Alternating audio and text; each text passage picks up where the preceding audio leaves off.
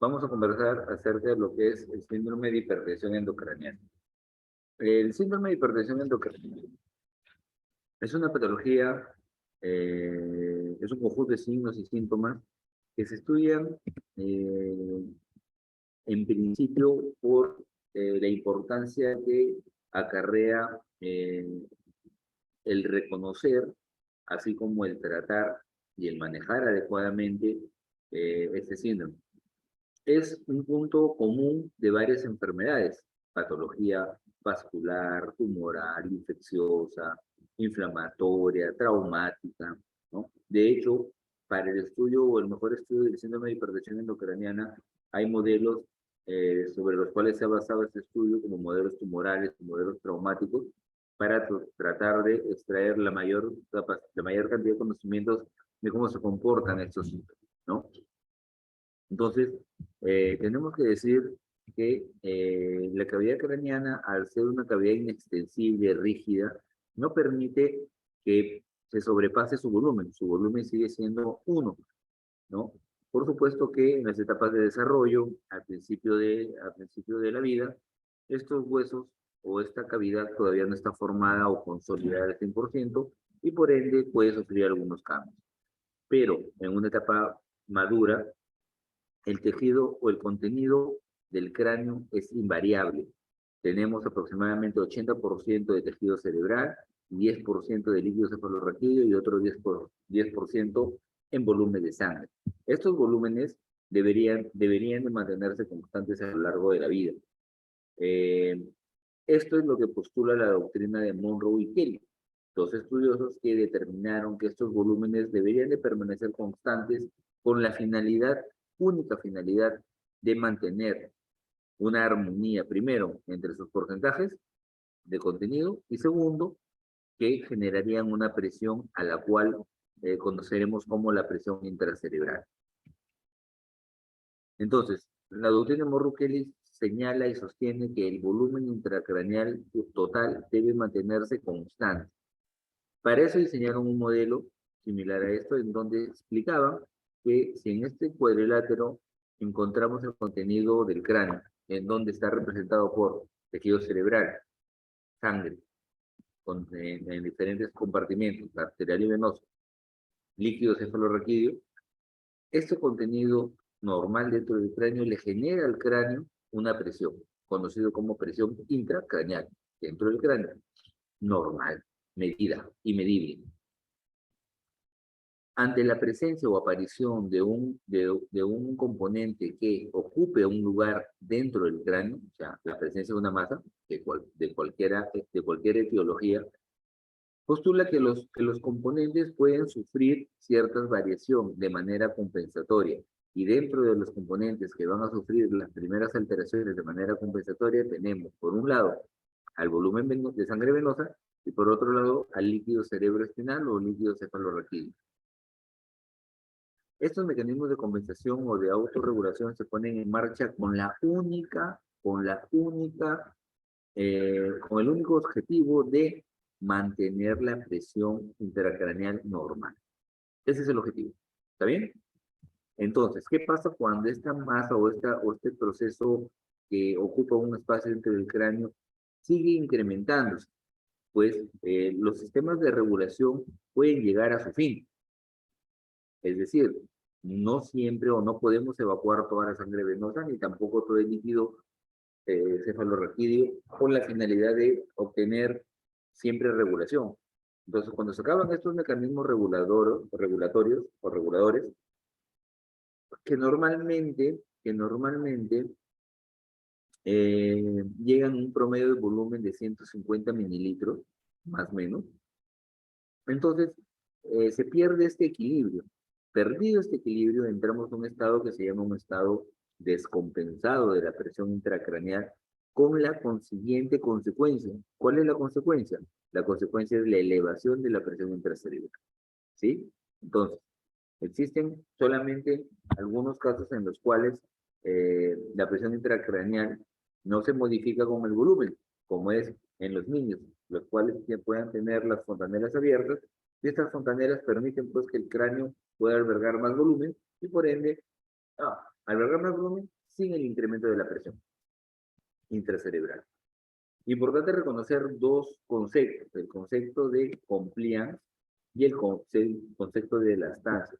La compliance viene a ser el cambio, el cambio de volumen ejercido o observado que le corresponde a un cambio de presión intracraneal. Por ejemplo, en este gráfico vemos en el eje de las abscisas el volumen cerebral comprendido por tejido cerebral, sangrado, perdón, sangre, líquido cefalorraquídeo y una masa ocupante de espacio que va a modificar todo el proceso o todo el equilibrio.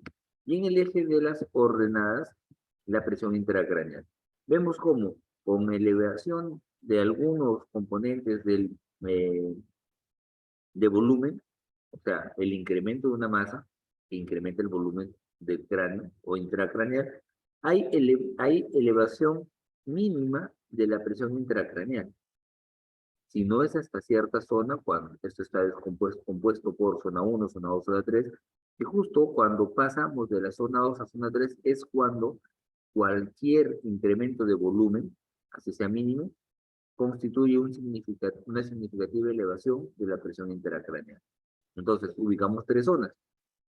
Una zona en donde hay buenos mecanismos compensatorios, una zona donde ya se han perdido los mecanismos compensatorios y una zona en la cual la respuesta o la reserva compensatoria está invariable, está perdiéndose, ¿no? Entonces, esto va a conllevar a explicar todos los cambios que se pueden ocasionar, de todos los cambios clínicos o todos los signos clínicos que se pueden determinar en un síndrome de hipertensión endocraniana, que tienen su base en esta física. La elastancia no viene a ser más que la resistencia que se opone o que opone el cráneo a la expansión del volumen, ya que el cráneo es una entidad rígida y se identifican las mismas fases, ¿no? Fase 1, fase 2 y fase 3, con variable o variabilidad del volumen intracraneal con poca o nula elevación de la presión intracraneal. Si no es hasta la fase 2-3, en donde se rompen esos mecanismos compensatorios y a incrementos mínimos de volumen, la presión intracraneal se dispara. Entonces, uniendo ambos conceptos, podemos decir que la zona 1 y en la transición a la zona 2 son zonas de alta compliance y baja elastancia. Quiere decir que baja elastancia, ¿por qué? Porque en realidad el volumen que se incrementa no le ofrece mayor resistencia o no requiere que se ponga mayor resistencia a la expansión. Se deja aumentar de volumen.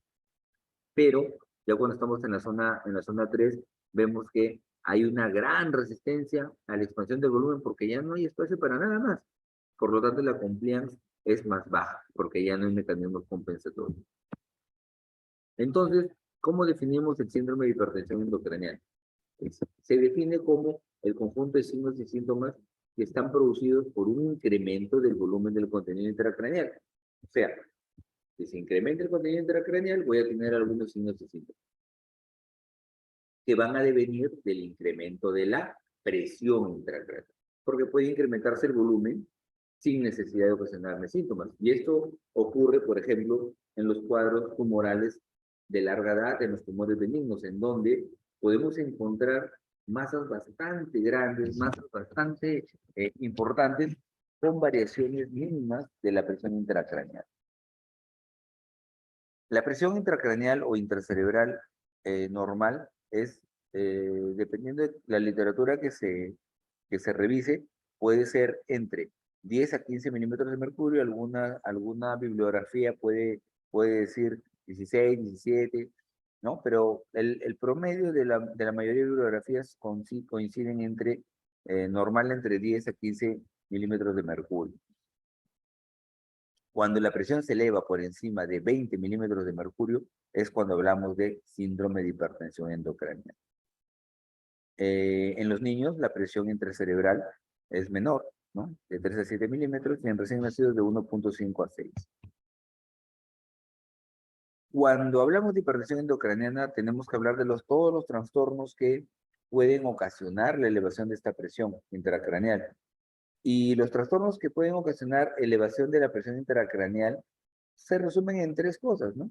Aquellos que alteran el volumen cerebral, los que alteran el volumen sanguíneo y lo que alteran el líquido cefalorraquídeo.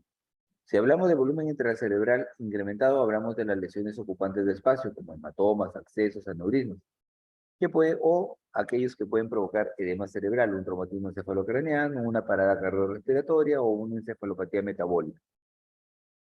Eventos como un ACV sistémico, como una encefalopatía hepática, una encefalopatía hipertensiva, una encefalopatía isquémica, podrían ocasionar edema cerebral y esto conllevar un incremento del volumen intracerebral y por ende, incremento de la presión intracraneal. ¿Cuándo se eleva el volumen sanguíneo intracerebral? Cuando ocurre una obstrucción del sistema venoso, en un estado de hiperemia, en un estado de hipercapnia, o algunas enfermedades asociadas al incremento del volumen sanguíneo, como el síndrome de Raynaud, por ejemplo. Y el LCR incrementado solamente se puede dar en 3 casos. Producción aumentada del LCR, absorción disminuida u obstrucción al flujo. Cualquiera de estas alteraciones pueden ocasionar, en teoría, el incremento de la presión intracerebral.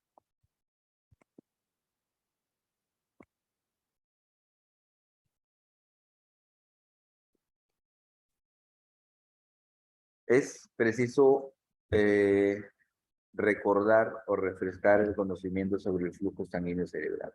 ¿Qué es el flujo sanguíneo cerebral?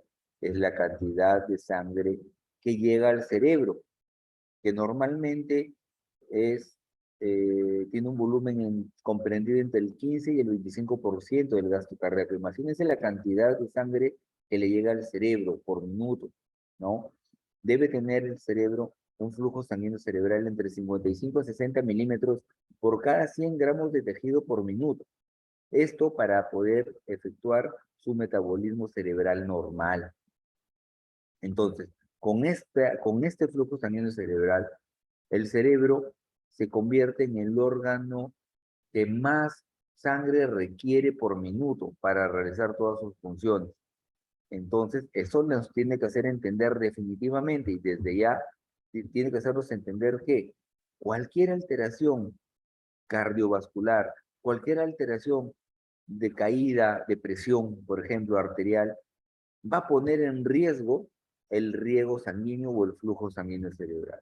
Si tengo una persona con un sangrado importante, siempre hay que cuidar el cerebro. Si tengo una persona con un problema, un problema metabólico, el cual conlleve a destrucción de sangre, por ejemplo, una hepatopatía, hay que tener en cuenta siempre el flujo sanguíneo cerebral. Por eso, los pacientes con problemas metabólicos como una hepatitis, como una colangitis, problemas infecciosos, hacen problemas cerebrales porque se altera el flujo sanguíneo y porque también pues, puede llegar algún problema bacteriano al cerebro, ¿no? Entonces, cuando el flujo sanguíneo cerebral cae a menos de 20, puede entrar un proceso de isquemia del cerebro. Y cuando es menor a 10, el daño ya es permanente. Hay una condición que sobresale por encima a otras para mantener un flujo sanguíneo cerebral adecuado. ¿Cuál sería? Sería una adecuada presión de perfusión cerebral. Es decir, que dentro de las variables que pueden modificar el flujo sanguíneo cerebral, la variable más importante para mantener este flujo sanguíneo cerebral es la presión de perfusión cerebral. Otras variables son, por ejemplo, la presión arterial de oxígeno y la concentración de CO2. La presión de perfusión cerebral es la gradiente de presión sanguínea efectiva a lo largo del cerebro. Es decir, si nosotros tuviéramos toda la circulación sanguínea cerebral con un punto de inicio y un punto de término, a lo largo de ese camino, la presión debería ser constante al ingreso y a la salida para asegurar que el cerebro tenga un flujo sanguíneo adecuado y por ende un metabolismo cerebral normal. ¿Cómo se calcula la presión de perfusión cerebral? Haciendo uso de una fórmula facilita. La PAN menos la PIC. ¿Qué es la PAN? La presión arterial media. ¿Y para qué sirve la presión arterial media? ¿No? Muchas veces hemos encontrado ese diagnóstico. A ver, Diana Emily, ¿te acuerdas para qué sirve la presión arterial media, Diana?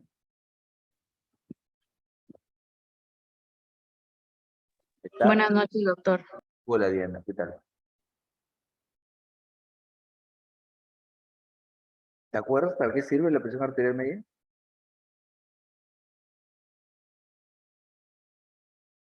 Diana, No, doctor. ya, no hay problema. Angie Jimena Rentería.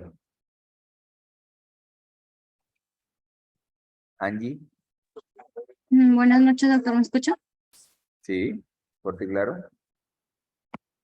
¿Para qué sirve la presión arterial media, Angie? No, no me acuerdo, doctor. Ya. Piero Romero, León. Buenas noches. Hola. Presión arterial media, la misma pregunta. Eh, ¿Nos puede permitir para, en este caso, diagnosticar a tiempo hipertensión antes de que cause complicaciones graves? Perdón, a ver, de nuevo. ¿Nos permite diagnosticar la hipertensión a tiempo antes de que cause problemas más severos, más graves? Nos permite identificar hipertensión Claro, la antes que el hipertensión. problema Ajá. sea severo. Ya, ok. Graciela, senadora Arboleda, cuéntame, ¿para qué sirve la presión arterial media, Graciela?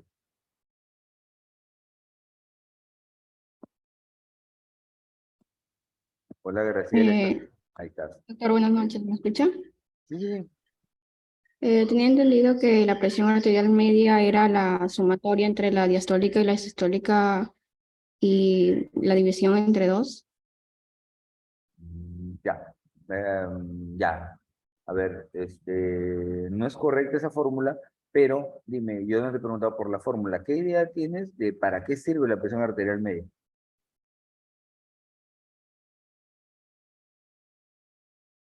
Graciela, ¿para qué sirve la presión arterial media?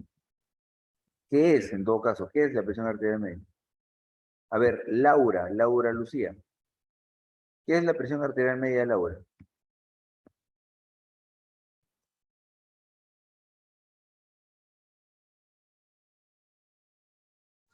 Doctor, ¿me escucha? Sí, Eh, bueno, sería lo que es el promedio de lo que es la presión sistémica de las arterias. el promedio de la presión sistémica de las arterias. Ya, a ver, ¿quién Y levantó la mano? esto Perdón. lo daría para mantener lo que es la perfusión adecuada. Ya, ok, muy bien. ¿Alguien más? ¿Alguien quiere opinar? ¿Alguien levantó la mano por ese ratito? Sí, doctorio. A ver, escuchan. Presión tenía entendido como la tensión de la sangre que se ejerce hacia los vasos. Y la media vendría a ser el promedio entre la presión arterial que se mide de 2 a 3 tomas, creo, ¿De dos a tres se tomas? saca una presión media. Ya. A ver, un segundito. A ver, Ricardo, espera un segundito, ¿ya?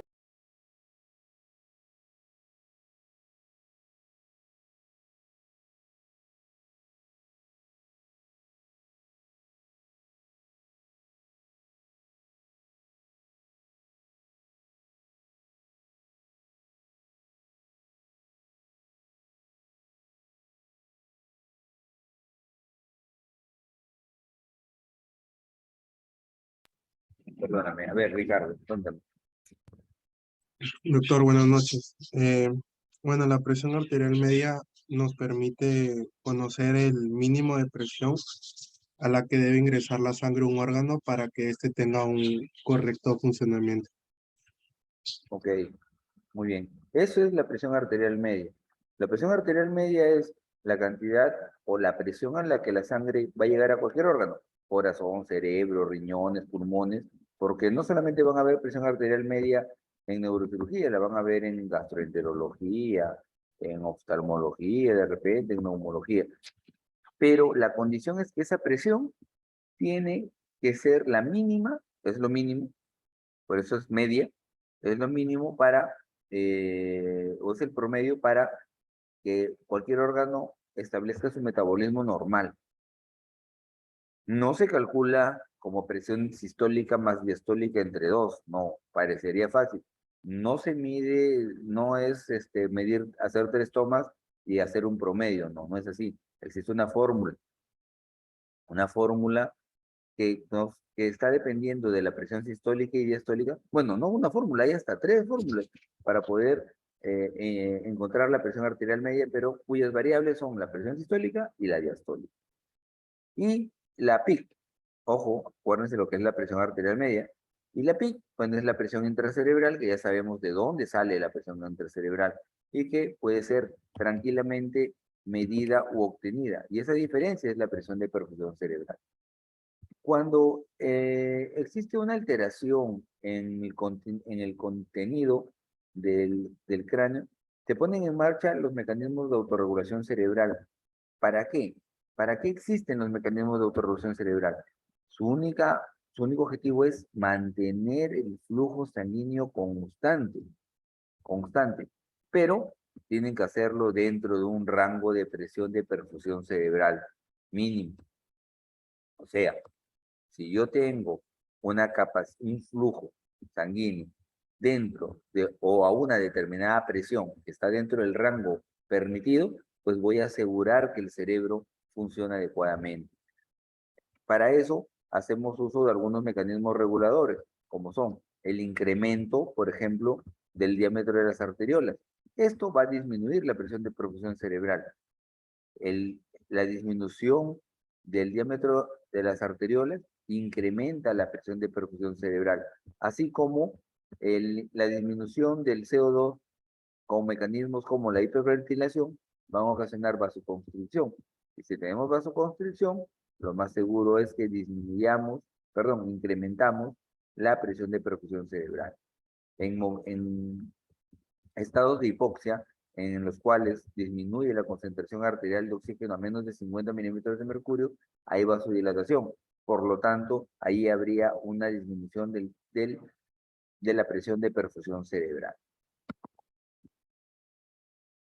¿Por qué es importante mantener rangos amplios? Si nosotros no tuviéramos rangos amplios de la presión de perfusión cerebral, unas variaciones pequeñas en la perfusión cerebral haría que varíe el flujo de manera significativa y eso conllevaría algún tipo de daño cerebral.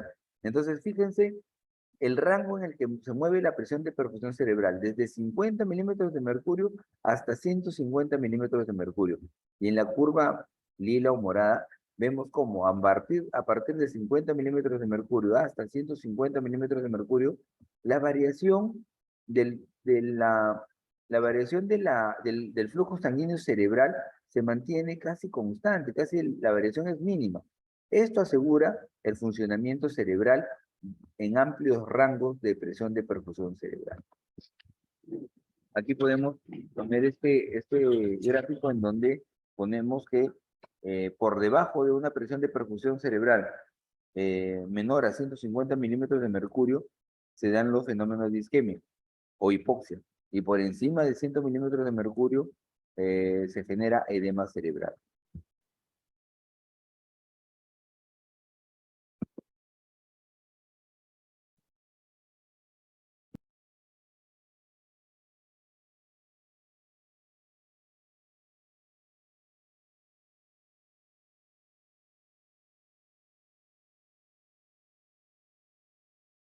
Hablar de edema cerebral, por lo tanto, es una regla para nosotros, ya que cuando nos movemos entre los promedios del flujo sanguíneo de la presión de perfusión cerebral, vemos que los fenómenos de isquemia y hipoxia son fácilmente explicados, ¿no? No llega sangre, por lo tanto el tejido muere. Pero más bien cuando llega o cuando puede llegar sangre en exceso o algunos otros fenómenos que permite elevar la presión de perfusión cerebral y formar edema cerebral, podemos también acarrear daños. Dentro de esos daños tenemos que el cerebro tiene una barrera protectora, una barrera que lo vuelve inmune a muchas cosas, a muchos cambios de presión, a muchos cambios inclusive infecciosos, metabólicos. Esa barrera la conocemos con el nombre de barrera hematoencefálica. La barrera hematoencefálica está conformada por algunas estructuras importantes. A ver, Diana Emily, ¿te acuerdas qué forma la barrera hematoencefálica?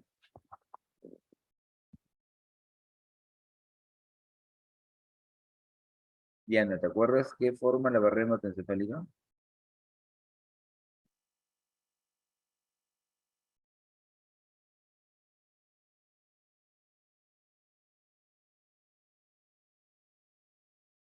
Diana Emily, ¿estás? Sí, doctor, buenas noches. ¿Te acuerdas? Mm,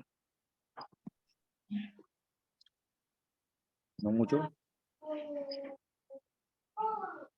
bueno, sé que la barrera hematoencefálica está constituida por células endoteliales que ¿No? van a formar, ¿no?, lo que es la red de capilares, ¿no?, de el sistema nervioso central. Ya, ok. A ver, María Jimena, complementa la idea de tu compañera. ¿Qué es la barrera hematoencefálica? ¿O quién la conforma en todo caso? ¿Quién la conforma? Bueno, además de esas células que he mencionado, también los Un poquito pericitos. más alto, por favor, un poquito más alto, Jimena. A ver. ¿Ahí me escucha mejor? Sí, mucho mejor. Ya decía que aparte de las células endoteliales que mencionó mi compañera, también los pericitos, astrocitos, mm, esas células. Ya, ok. Bueno, la barrera hematoencefálica, ¿alguien quiere aportar algo? A ver.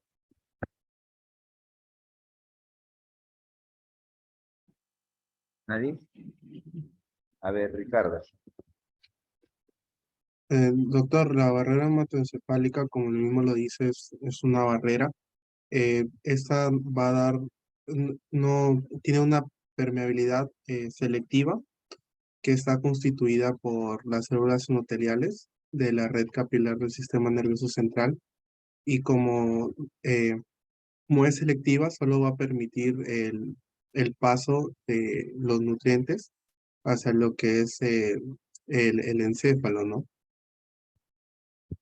O Ya, las células que lo constituyen, ¿no? Como son los pericitos o los astrocitos perivasculares. ok, ok. Claro, la barrera hematoencefálica no es que sea impenetrable, la barrera hematoencefálica permite pasar algunas sustancias, ¿no? Eh, y esa barrera está conformada pues, por células endoteliales, por la membrana basal, por las uniones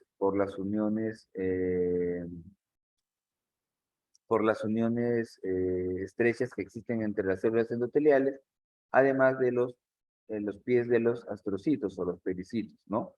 Esta barrera lo que hace es mantener un estatus de permeabilidad selectiva hacia el meséfalo. Pero cuando esta membrana se ve alterada por alguna razón, por ejemplo, eh, cuando las uniones entre las células endoteliales son menos estrechas, se abren o se altera esta permeabilidad, pues el líquido o el plasma intravascular escapa al tejido intersticial, ocasionando un tipo de edema vasogénico. Y más aún, cuando las células endoteliales, sin necesidad de alterar sus uniones, pero existe un mecanismo intrínseco que altera una famosa bomba llamada las bombas de sodio-potasio TPasa, hace que la célula o líquido del intravascular vaya al intracelular endotelial, ocasionando células grandes, rechonchas, ¿no? Que disminuyen el intravascular e incrementan el volumen. pero no el volumen intersticial, sino el volumen celular. Este tipo de edema se llama edema citotóxico. Entonces, dos diferencias importantes. El edema vasogénico, donde el intracelular va al intersticio, y el edema citotóxico, donde el intracelular va al, vascular va al intracelular, ocasionando incremento de esta célula. El ejemplo, bueno, existen además otro tipo de edemas, ¿no? Como el edema intersticial, por ejemplo, que es además del citotóxico, en donde existe una pobre absorción del líquido cefalorraquídeo. Acá podemos ver el origen de la enfermedad en el edema vasogénico, la permeabilidad capilar incrementada, o sea, la barrera hematoencefálica alterada. El edema citotóxico, cuando hay daño celular. Esto se refiere a una alteración a nivel de la bomba de sodio, potasio, ATPase. Y el edema intersticial, una pobre absorción de líquido cefalorraquídeo. ¿Dónde se va o de qué está compuesto el edema? En el edema vasogénico, de un filtrado de plasma con proteínas que va al intersticio. En cambio, el edema citotóxico solamente un intrafiltrado de plasma, agua y sodio, porque se van al intracelular. Y el edema intersticial de LCR. En el líquido extracelular, en el edema vasogénico está aumentado. Recuerden, escapa al intersticio. En el líquido intravascular, perdón, en el edema citotóxico, más bien está disminuido, porque el que gana volumen es la célula. Y en el edema intersticial, el líquido extracelular también está incrementado. Existen cuadros clínicos que nos van a dar el ejemplo preciso con respecto al tipo de edema. Por ejemplo, los tumores o metástasis son la lesión característica del edema vasogénico. El traumatismo encefalocraneano es la característica del edema citotóxico. Ojo, en el traumatismo encefalocraneano puede existir más de un tipo de edema. Edema intersticial, edema citotóxico, edema vasogénico, pero lo importante es, o no lo importante, sino lo trascendente es que cuál enfermedad es qué tipo de edema es el que predomina. Y en la hidrocefalia encontramos edema intersticial. De aquí se deviene el uso de corticoides, ya que son problemas, ya que estos tipos de problemas pueden ser o no efectivos al uso de corticoides. El edema vasogénico es el único efectivo, es el único en el que los corticoides es efectivo para tratar ese tipo de edema, más no el citotóxico ni tampoco el edema intersticial. Por eso es que ante un traumatismo encefalocraneano no se debe administrar ningún corticoide porque no es efectivo, no hace ningún tipo de efecto, ¿no? Hasta ahora yo puedo ver médicos de varias edades, de varios sitios de formación que refieren pacientes y los mandan, por ejemplo, un paciente que se cae del segundo piso, tiene un Glasgow disminuido, hoja de referencia, paciente se le coloca vía clorurada, cloruro de sodio, dexametasona, 8 miligramos STAC, por ejemplo, ¿no? Entonces, y pensamos que con eso nosotros estamos haciendo bastante por el paciente. En realidad, no le estamos haciendo absolutamente nada, cuando deberíamos empeñarnos quizá en la saturación, una buena hidratación, de repente una buena analgesia para que tolere el traslado, ¿no? Entonces, los corticoides no son efectivos en el traumatismo encefalocraneano, ojo, ¿ya? Y el uso de sustancias hiperosmolares para disminuir el edema es efectivo en ambos tipos de edema, tanto en el edema citotóxico como en el edema vasogénico, pero no en el intersticial. Dentro de los síntomas y signos que me hacen pensar a mí que una persona pueda tener una entidad clínica como una hipertensión endocraneana, tenemos los signos iniciales, que están compuestos por cefalea, vómitos, somnolencia o alteraciones de la conciencia. Y los signos avanzados como edema de papila, aumento de la mancha ciega, disminución de la agudeza visual, parecia el sexto par craneal, cualquier estadio del trastorno sensorio como inmobilización, estupor, coma, ya más avanzado, rigidez cerebración o alteraciones respiratorias.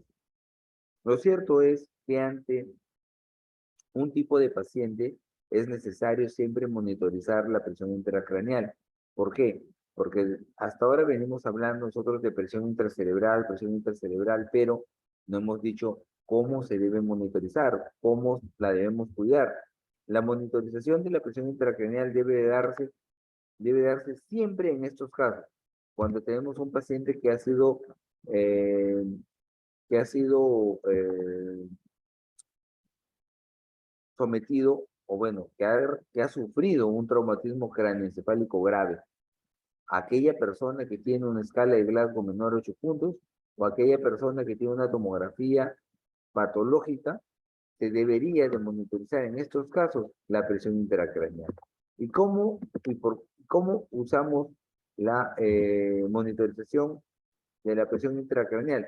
Pues existen varios tipos de formas o varios tipos de invasivos de monitorización del sistema de la presión intracraneal. Dentro de ellos se destacan aquellos catéteres que van al espacio, que van implantados en la dura madre, al espacio subaracnoideo, al parénquima cerebral, a las astas de los ventrículos, al espacio epidural, al cráneo, pero aquel catéter o aquel tipo de medición de la presión intracraneal, que es la más precisa, que es la más exacta, es la colocación del catéter intraventricular. Este catéter intraventricular tiene doble propósito. Por un lado, mide la presión intracerebral y por otro lado, podría drenar el SR, ocasionando o originando un descenso de la presión intracerebral. Esto constituiría también un aspecto terapéutico. Entonces, colocar un catéter intraventricular significaría para mí monitorizar la presión intracraneal y por otro lado, tratarla, si es que se da el caso de drenar líquido con la finalidad de disminuir la presión intracerebral. ¿Qué pasa si la presión intracerebral no se logra controlar? Pues vamos a estar en otra entidad clínica, conocido con el nombre de hernias. Las hernias son el pasaje de una estructura normal, de una cavidad normal hacia otra. En este caso, todas las estructuras están dentro del cráneo. Y lo que pasan son de compartimientos, de un compartimiento a otro, como la hernia subfalcina, en donde migra una circunvolución del lóbulo temporal o frontal o parietal, a través de la hoz del cerebro, llegando o herniando hacia el lado contralateral. La hernia transtentorial, cuando existiese una lesión ocupante de espacio importante que haga descender el puente y el bulbo, bueno, mesencéfalo, puente y bulbo, ocasionando pues una herniación de estas estructuras hacia caudal. Las otras hernias que son bastante conocidas y también bastante peligrosas son las hernias uncales y las hernias amigdalinas, ¿no? ¿Dónde se encuentra el uncus? A ver, ¿quién quiere contestar se encuentra el uncus? Jordi, ¿dónde se encuentra el uncus?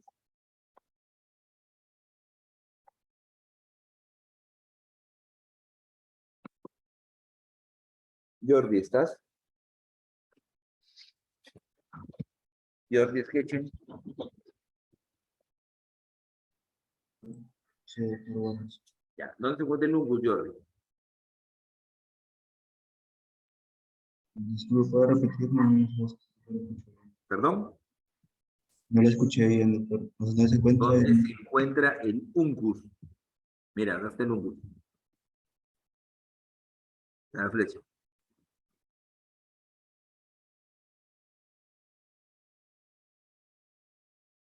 A ver, ¿dónde se encuentra el A uncus? ver, ¿Dónde? A ver, Piero, ayuda a Jordi. en la parte Eh, posterior del lóbulo temporal, puede ser. En la parte anteromedial del lóbulo Lateral.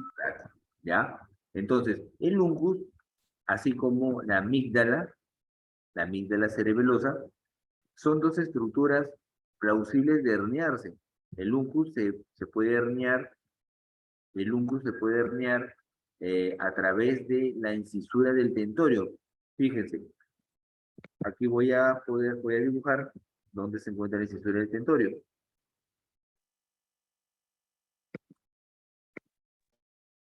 Aquí ven acá mi rayita. Esto amarillito, más esto amarillito, cuando yo lo he puesto de rojo, Es un repliegue de la dura madre que se conoce con el nombre de incisura del tentorio. Es un hueco.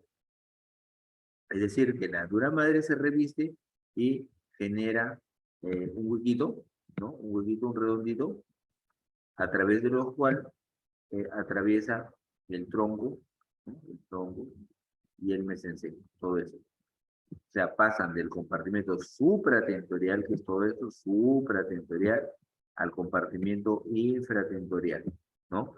A través de la incisura del tentorio. Entonces, cuando hay una hernia a ese nivel, se llama hernia,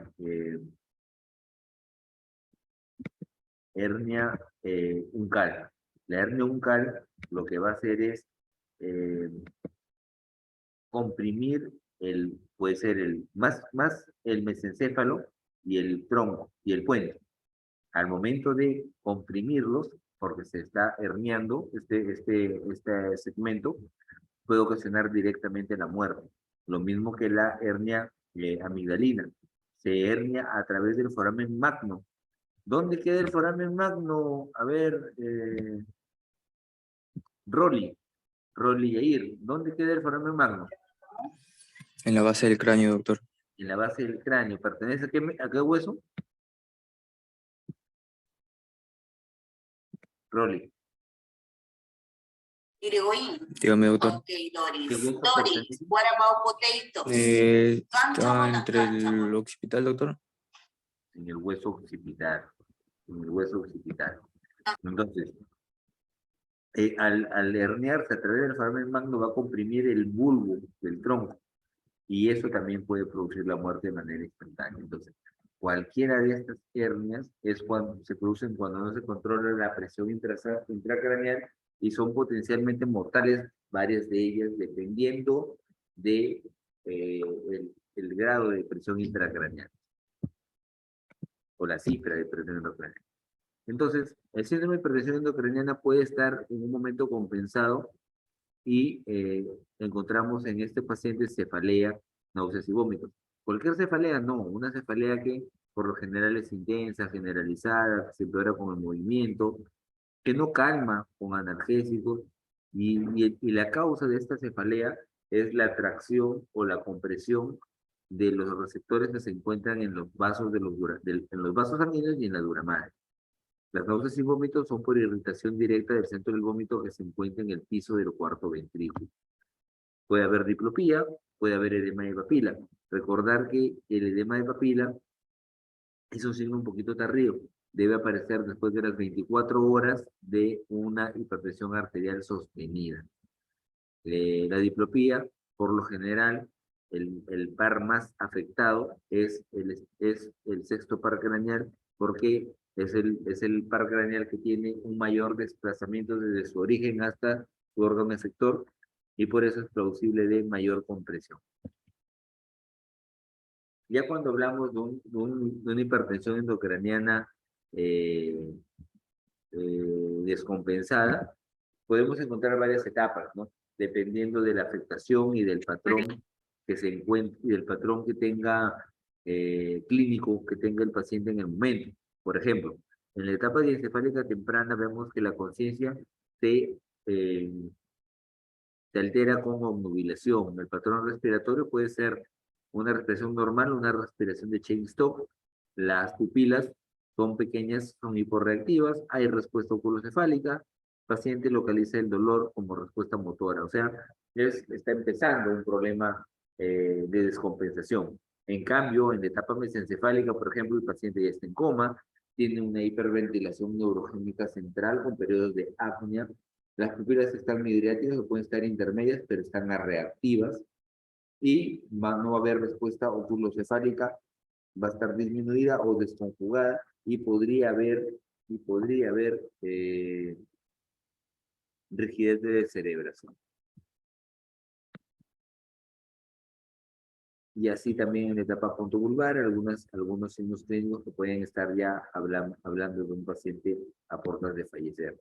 Entonces, cuando la presión intracraneal no se combate, no se trata, se deja progresar, vamos a llegar o podemos llegar a establecer o a presentar esta triada constituida por hipertensión arterial, por bradicardia y alteraciones en la respiración. Esta triada se conoce como la triada de Cushing.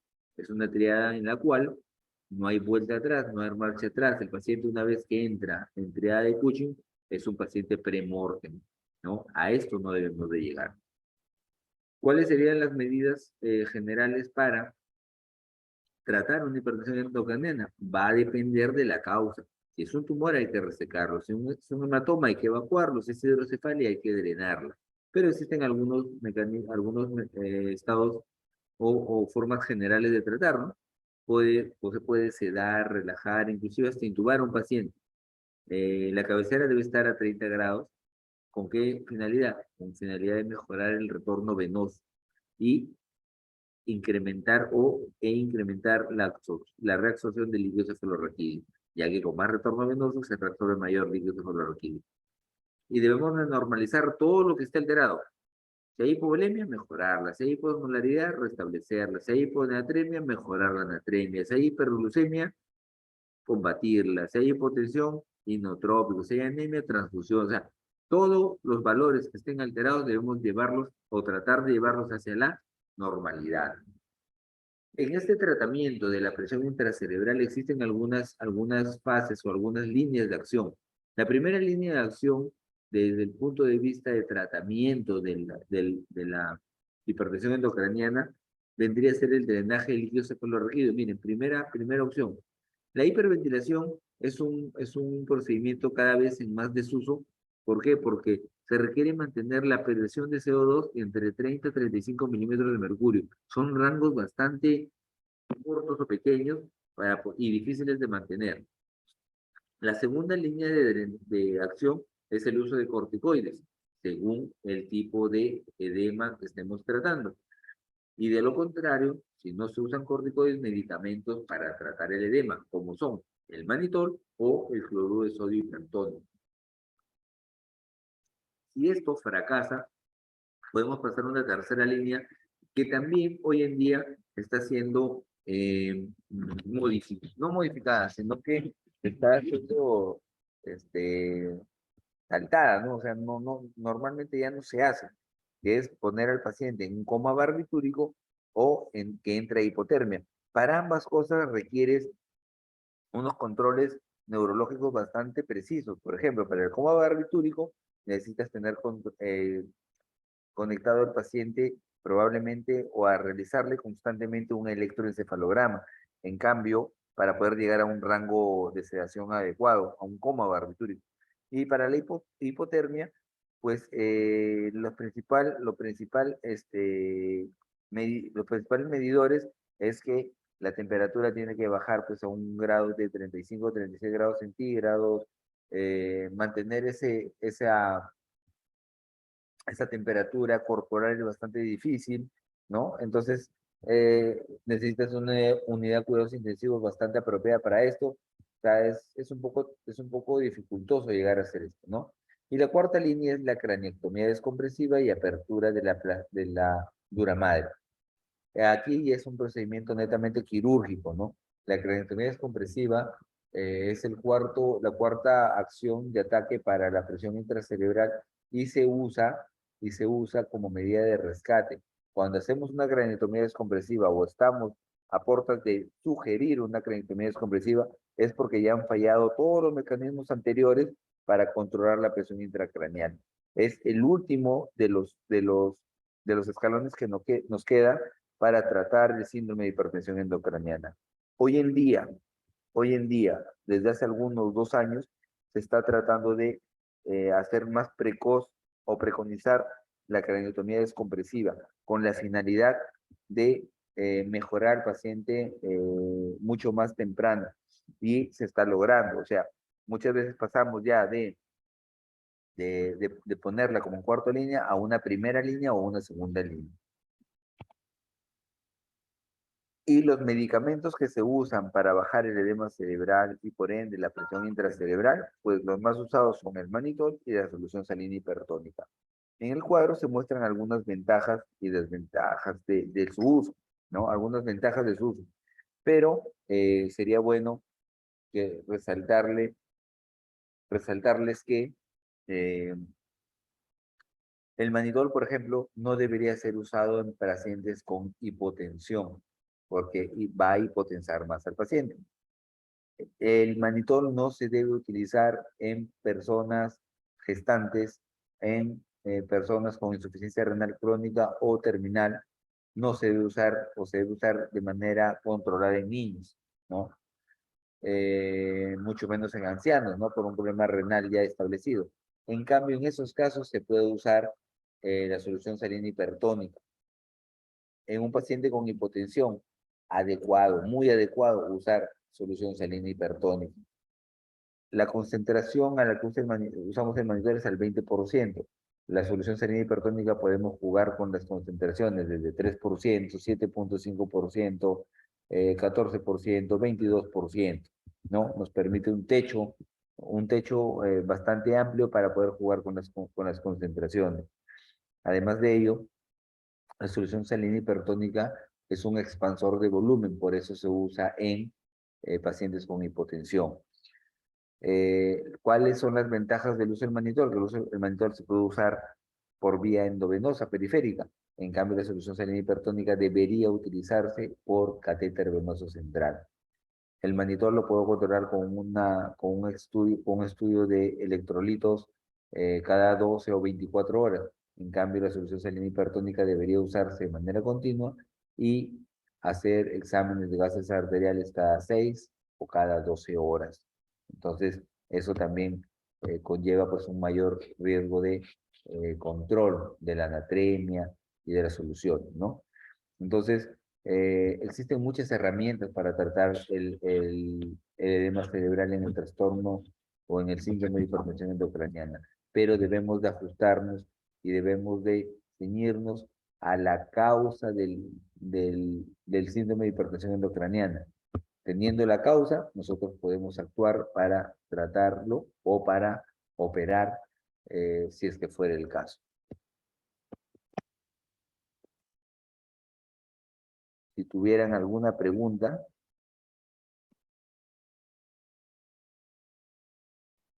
Doctor, una consulta. Sí. En un paciente que quizás sufre un TEC y ¿cómo se llama? Se le genera un TEC severo y le produce anisocoria, ¿a qué nivel estaría afectando eso? ¿O en qué hernia podría presentarse la anisocoria? Dependiendo del TEC. Vamos a ser bastante generales con tu pregunta, ¿no? Si es un traumatismo encefalocraniano, vamos a suponer que no hubo una lesión directa en el tercer par craneal, por ejemplo. Porque si hubiera habido una lesión directa en el tercer par craneal, yo te diría la causa de la anisocoria puede ser el tercer par craneal. Lesión del tercer par craneal. Ahora, si este paciente presenta anisocoria de un lado y resulta que en ese lado tiene un hematoma, no sé, subdural, un hematoma epidural, una contusión hemorrágica, lo más probable es que la compresión del tercer par de ese lado pueda producir una midriasis, por ende, anisocoria, ¿no? Por lo general, la anisocoria está relacionada con una lesión del tercer par craneal, exactamente de las fibras extrínsecas del tercer par craneal, que dilatan la pupila y generan la anisocoria. Pero para llegar a lesionar o a comprimir el tercer par craneal, las causas pueden ser muchas. Solamente edema, un sangrado, una lesión primaria a ese nivel. O sea, las causas pueden ser varias, pero la patología de una anisocoria está basada en una lesión del tercer par craneal. Si hablamos de hernias, la zona que está más cercana al tercer par craneal es el uncus. Ya, doctor. Muchas gracias.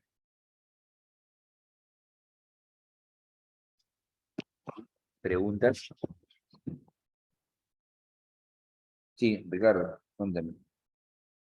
Doctor, en una situación de emergencia, imaginemos llega un paciente con un tumor intraventricular. El paciente no llega Intraventricular. ajá, el paciente llegaría con una hidrocefalia y por ende con un edema intersticial. Ajá. Aquí, ¿qué se recomienda? Porque como es una situación de emergencia, hasta ponerle lo que es el drenaje, no podemos usar los corticoides. ¿Qué sería mejor, el manitol o el cloruro de sodio?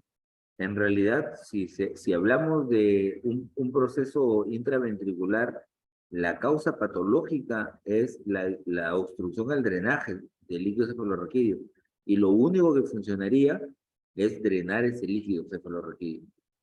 Previamente, en realidad, se puede usar manitol, solución salina hipertónica, pero en realidad su acción en realidad no es considerable, ¿no? Se puede usar algunos medicamentos que son inhibidores de la anhidrasa carbónica, como son el diuracil, por ejemplo, se me fue el nombre, el compuesto, se me fue el genérico, ahorita me acuerdo, que inhiben la producción del LSR, pero también eso no es en realidad el tratamiento, ¿no? El tratamiento definitivo tendría que ser drenar ese líquido, o con una derivación externa o con una derivación interna. A ver, espérate, voy a buscar acá, Diuracil, se llama el medicamento. Doctor, es la acetazolamida. Acetazolamida, no me salía el nombre, ¿ya? La acetazolamida que se puede usar por vía oral, pero repito, si tenemos un paciente con una hipertensión endocraniana producto de una hidrocefalia, porque sería el caso de tu ejemplo, lo más probable es que no surja ningún efecto, ¿no? No surja ningún efecto. Doctor, y otra, ¿aún se sigue usando el tornillo epidural o ya no? ¿Tornillo? O sea, dentro de los sistemas utilizados para la monitorización de la presión intracraneal, no tenemos el catéter, el tornillo y el sensor, ¿no? Ah, no. Sensor epidural. Todos, ¿Eso se sigue usando? Porque no, o sea, no es que sea un tornillo. O sea, los sistemas antiguos de medición de medición de la presión intracraneal tienen un tornillo porque el tornillo es lo que rompe o perfora el cráneo. Pero ahí hay un sensor de medición. Eso mide normalmente, se queda a nivel de la dura madre y en realidad su medición es poco precisa. Por eso es que ahora preferimos los catéteres intraventriculares. Además que tiene otro propósito, ¿no? Drenar el líquido y también medir la presión. Pero no. Los catéteres intraventriculares son los que se usan actualmente. Bien, gracias, doctor. ¿Alguna otra pregunta?